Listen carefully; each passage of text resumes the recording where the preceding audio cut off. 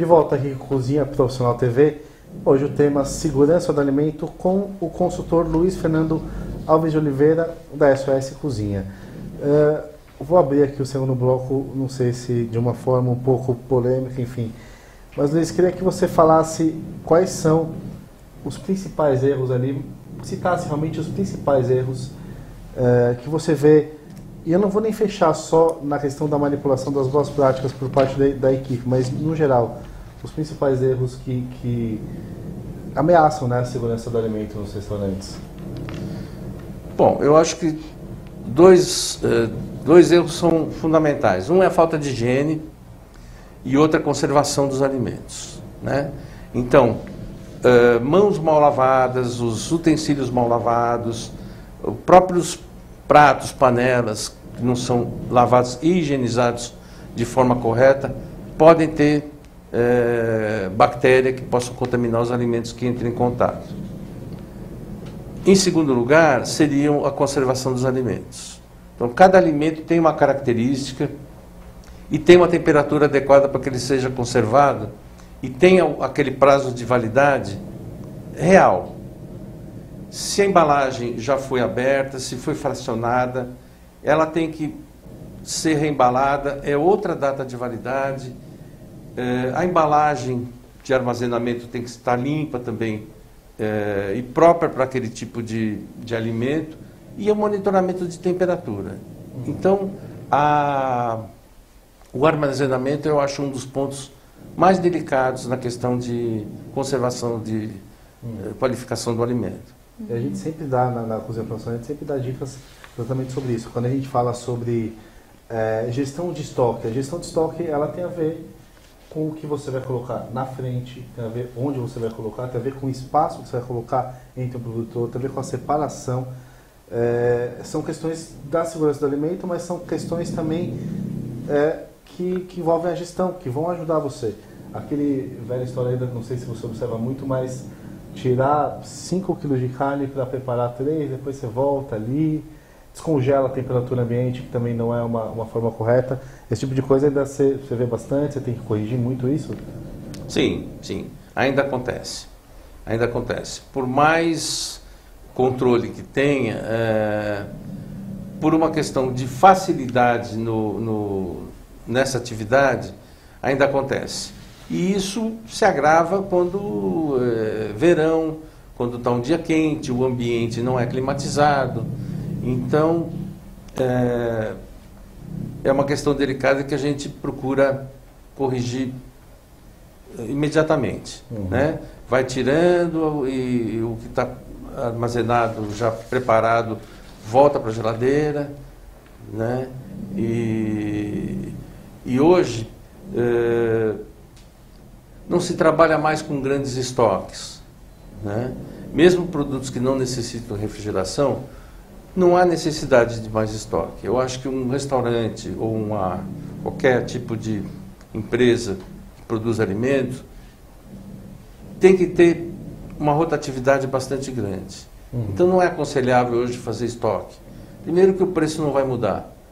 E segundo que ele vai perder espaço para armazenar outros tipos de produtos que sejam os pré-preparados, os semi-prontos. Né? Então, eu acho arriscado e desnecessário que se faça um grande estoque. Você acaba perdendo o controle. Estoque é dinheiro, né? Estoque parado, dinheiro parado, estoque perdido, dinheiro perdido. Então, é preciso sempre ter essa noção dessa dinâmica de estoque, né? Juliana? A gente tinha que ter perguntado essa daqui um pouquinho antes da que a gente fez agora, mas tudo bem, a gente vai voltar um pouquinho. Falando do processo de alimento, desde a produção até o consumo final dele, ele passa por várias etapas. Em relação à segurança do alimento, eu queria que você explicasse um pouquinho essas etapas e aquelas que são primordiais, assim, que não podem ser esquecidas em relação à segurança do alimento.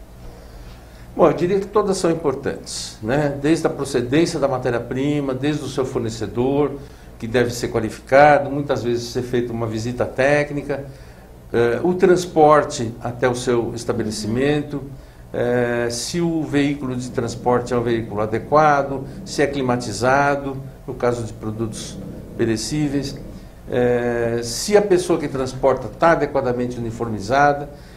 até chegar na porta do estabelecimento e no horário que ela chega, né? Muitas vezes pode haver cruzamento de pessoas ou de lixo, e é um momento de risco, né? Então, no recebimento já é o transporte, já é a primeira situação que tem que ter bastante atenção. Depois, do armazenamento, né? Os produtos que necessitam de refrigeração são verificados, é feita uma pré-lavagem, no caso de vegetais, de frutas, transferência de embalagens, que é aquela caixa que já veio da origem, que também pode estar, inclusive, com insetos, e não muito raro, até roedores. E isso tem que ter uma área específica para não trazer para dentro do estabelecimento um produto já com um nível de contaminação alto. Então, é um recebimento, uma triagem do produto e depois vai para o armazenamento, né? Aí é a etapa seguinte, que seria o pré-preparo, né? Também o ambiente adequado, se é climatizado, se não é climatizado. Depois ele é reembalado, volta para a refrigeração. Depois vem a parte da finalização e da distribuição. Então, eu acho que tudo é importante, né? Até o descarte do lixo, o controle da água, o controle de pragas, a própria saúde ocupacional dos colaboradores é fundamental, porque às vezes a pessoa está com uma moléstia, com uma doença que possa ser contaminada através do alimento, que é o caso de hepatite. Então, é uma atenção geral em todas as etapas. Perfeito. Nesse cenário, então, Luiz, a gente pode dividir, grosso modo mesmo, o que é feito no estabelecimento e o que é feito antes do estabelecimento, que a gente falava aqui no intervalo sobre a rastreabilidade. Eu sempre acho interessante esse tema, mas o Luiz fala uma coisa aqui que é verdade. É impossível para o estabelecimento checar a rastreabilidade de todos os alimentos que ele usa ali, né? Porque é uma quantidade muito grande. Mas nesse sentido, antes do alimento entrar ali no estabelecimento, o que o gestor ele pode tomar como segurança sobre o que está chegando ali? Ele precisa confiar no fornecedor, né? Saber que aquele produto que ele está recebendo, ele tem uma procedência. Se é um produto de origem animal, ele tem que ter um registro da inspeção federal ou inspeção estadual, né? E tem que estar em conformidade com o que vem na própria indicação no rótulo do fornecedor. Se é resfriado, né? Mesmo embalado a vácuo, tem que ter resfriado entre 0 e 4 graus. Se ele é congelado, então tem que ter bastante atenção nisso. Muitas vezes o próprio fornecedor não é o fabricante, ele é um distribuidor. Então ele pode fazer uma estocagem, por exemplo, de carne embalada a vácuo, que a indicação do fabricante seria resfriada a 0 graus, ele pode congelar, para estender a vida útil desse produto. E distribuir ele no limite da validade, mesmo congelado. Então, essas divergências acabam colocando em risco, né?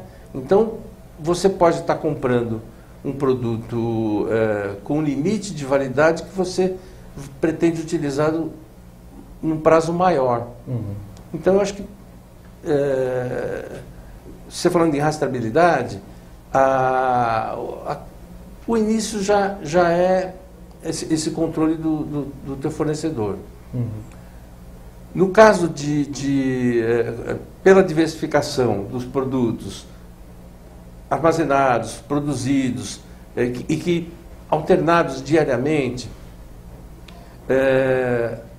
a sugestão para que haja um controle seria periodicamente realizar análises laboratoriais, né? Então, dos produtos que vão mais cremes ou de origem animal, ou molhos, ou de repente é um produto que possa ser muito vendido, então merece um cuidado especial. Então se colhe uma amostra, hoje são 4 dias que ela fica congelada, identificada e que possa ser analisada caso haja alguma suspeita de que aquele produto tenha causado algum dano à saúde de um consumidor. Ou mesmo para controle periódico, né? A cada mês, a cada 2 meses. Seria bom que pudesse ter uma planilha de controle através de laboratório. Você fala dessa amostra, produto pronto da forma como ele foi servido para o cliente, né? Sim, mas também pode ser por uma desconfiança do seu fornecedor. Vamos supor que você resolva fazer um festival de camarão. Então não é seu fornecedor habitual. Você compra de um fornecedor só para esse evento. Então você pode fazer até uma análise para saber se realmente esse produto que vai ficar no seu festival durante 7 dias, digamos, ele esteja em perfeitas condições sanitárias. Certo.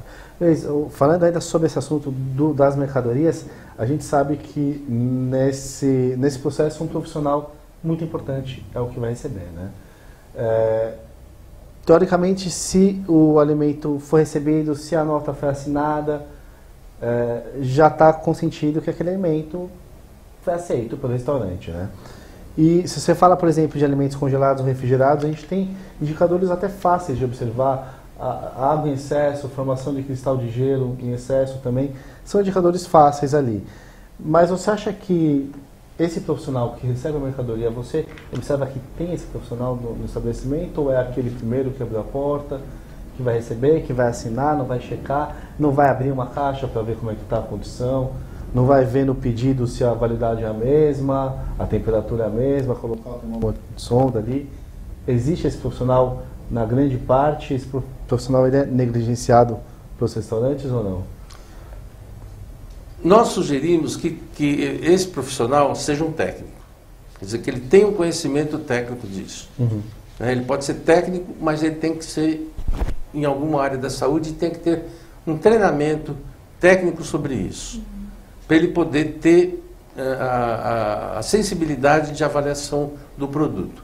Mas nem sempre o restaurante, o estabelecimento em geral, comporta um profissional desse tipo. Então é um restaurante pequeno, novo, um café, né? E que não justifica ele ter uma despesa com mais uma pessoa se a demanda dele não é tão grande. Nós temos visto que realmente restaurante que tem uma equipe de 10 ou mais colaboradores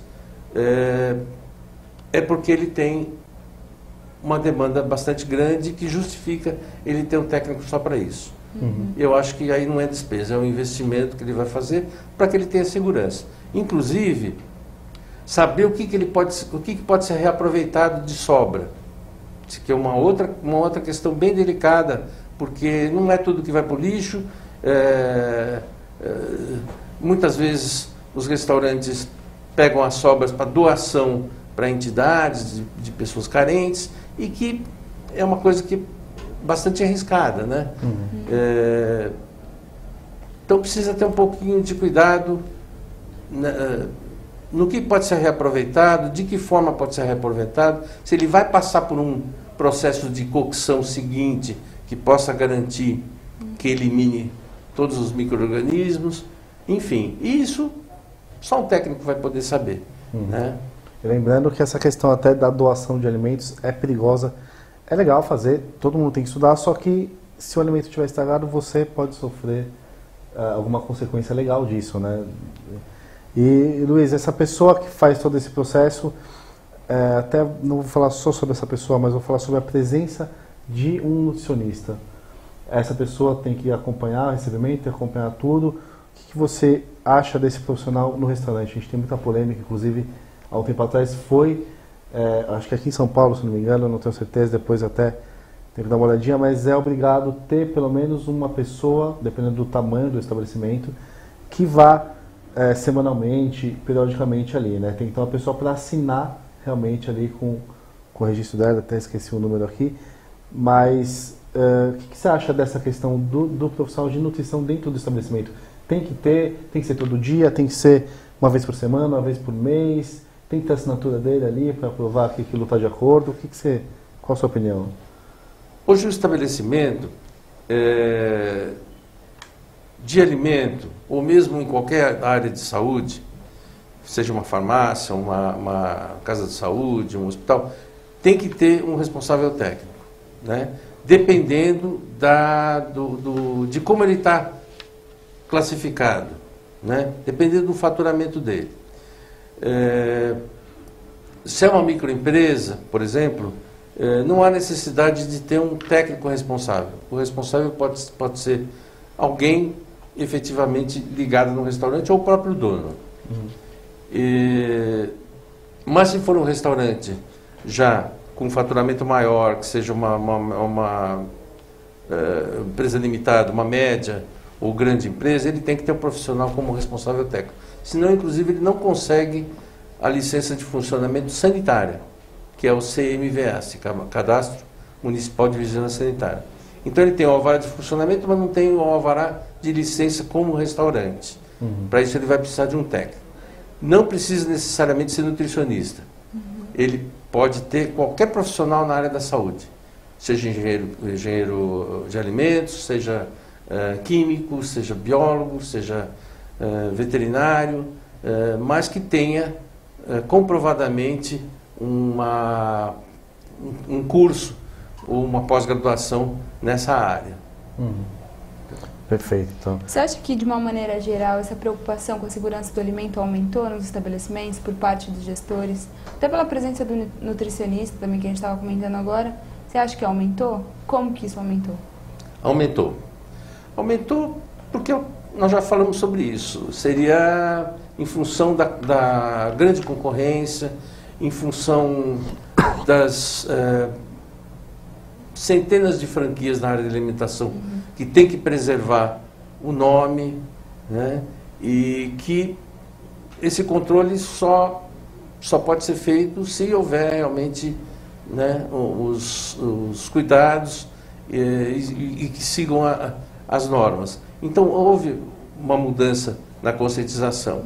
E a questão do investimento. Hoje, para se abrir um restaurante, montar um restaurante ou comprar uma franquia, é um alto investimento. Né? E ele não pode pôr em risco isso se ele não fizer ou não tomar esses cuidados importantíssimos, que seria tudo, inclusive até um estudo sobre a localização do restaurante. O que a gente percebe muito por aí é que todo mundo acha que pode abrir um restaurante ou até na própria garagem de casa. Né? Você tem uma garagem em casa, você abre para a rua e tira. Então, não é bem assim. Eu acho que tudo tem que ser muito bem estudado e para que ele possa ter uma previsão, uma ascensão, uma lucratividade, que ele possa mudar para um lugar maior, oferecer mais empregos e ele tenha uma lucratividade. Eu sempre falo aqui, Luísa, a gente sempre fala na revista que a questão é o gestor tem que mudar a cabeça dele para poder mudar o negócio. A gente não tem pessoas que vão trabalhar certo, não tem pessoas que sabem, mas enfim, ele que vai cobrar, ele que vai estar no dia a dia ali. É um trabalho difícil, é muito trabalho, mas tem que fazer, né? Até para a gente falar sobre essa aplicação do gestor, a gente está chegando aqui ao final, mas eu queria fazer mais uma última pergunta aqui para o Luiz. Questões legais, o que pode acontecer ali com o estabelecimento? Como que está essa fiscalização? Está frequente, não está frequente? E o que você tem visto, o que tem acontecido? Está fechando porta, multa? Quais são as consequências disso? Sim, existe em São Paulo a portaria 2619 de 2011, é a mais recente. Para você ter uma ideia, ela tem 41 páginas, ela é bastante extensa, bastante detalhada e a fiscalização está aí. ela atende denúncias, ela faz visitas periódicas nos estabelecimentos e vai desde uma advertência ou até um auto de multa. E que o valor é variável conforme o grau da irregularidade e conforme o prejuízo que ela trouxe ao público em geral. Pode ocorrer também condenação de mercadorias, de produtos, pode haver interdição de equipamentos, câmaras, salas ou até o próprio estabelecimento. E existe também a Polícia do Consumidor, que tem uma divisão que é de proteção à saúde pública e que também atua verificando condições dos alimentos e aí inclusive pode gerar até um inquérito criminal. E a gente sempre escuta que essas denúncias, essas visitas, essas fiscalizações funcionam sob denúncia.